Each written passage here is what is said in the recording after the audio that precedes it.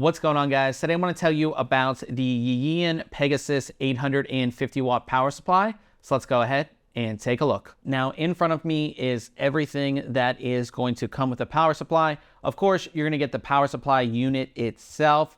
You will have all of your cables here, and I'll go ahead and put up on the screen all of the connectors that you get. Now, most of your cables will have the sort of flat cable design. This makes them really easy to organize and things like that inside your system.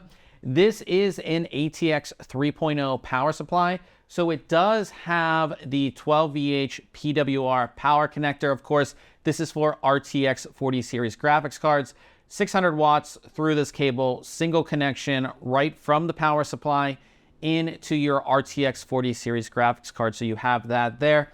The only cable that is sleeved is going to be your 24-pin ATX power connection, so you have that there. Then you have a set of zip ties and mounting screws, and then you do have your installation instructions and user's guide and everything like that. Now, if we take a look at the power supply, this is an 80+ gold certified power supply. It is ATX 3.0.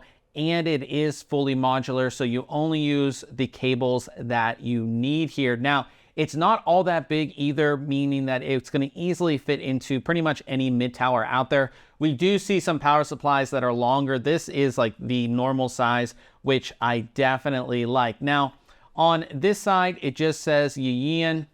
On this side, we do have all of our modular connections. They are labeled, which is nice, and then we do have that direct 12VH PWR power connection right there as well. On this side, we just have a sticker that has all of our pertinent information. On the end here, we have a power connection and a physical power button, which is nice to see. And then on the bottom, we will have our fan, which is covered by a grill. This is a 140 millimeter fan. Really great power supply. I like it that it's the standard size. It's fully modular. It's ATX 3.0. So if you are looking for a new power supply for your PC build, this is one that I would definitely recommend.